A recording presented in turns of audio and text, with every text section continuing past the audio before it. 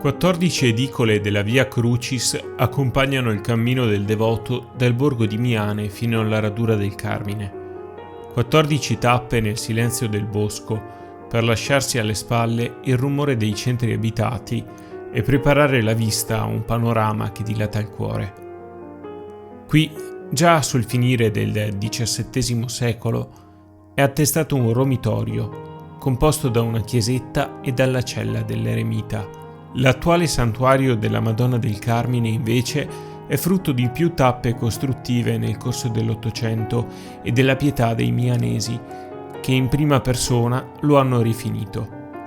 Il risultato è una struttura di impianto neoclassico con la facciata ritmata da 4 lesene sormontate da un severo frontone. L'interno ad aula unica è caratterizzato dalla presenza della cantoria con l'organo in controfacciata, dalla sopravvivenza del pulpito in legno e da un affresco sul soffitto del 1912 a opera di Vittorio Casagrande, raffigurante la Madonna in soccorso delle anime del Purgatorio. Attorno al presbiterio una serie di colonne sorregge la cupola, creando un interessante gioco prospettico, mentre addossato alla parete di fondo si trova l'altar maggiore in marmo di Carrara di Giovanni Possamai.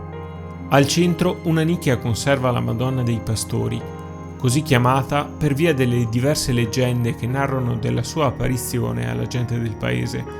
L'immagine ottocentesca in legno dipinto, affiancata nel Novecento dalle rappresentazioni di San Simone Stock e Santa Teresa d'Avila, è stata a lungo trasportata in processione dal santuario all'arcipretale, pratica devozionale comune anche ad un'altra frazione di Miane.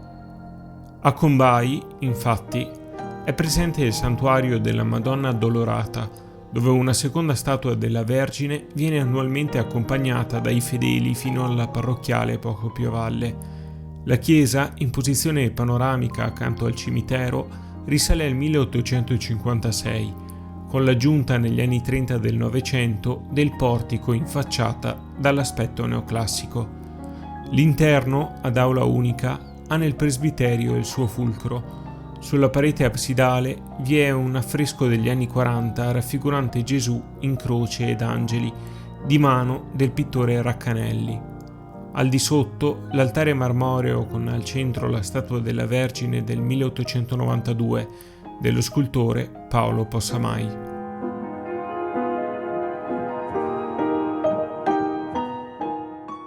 Così Miane rappresenta la storia della sua devozione, con 2 sculture mariane e 2 santuari, a testimoniare nella pietra la fede viva della sua comunità.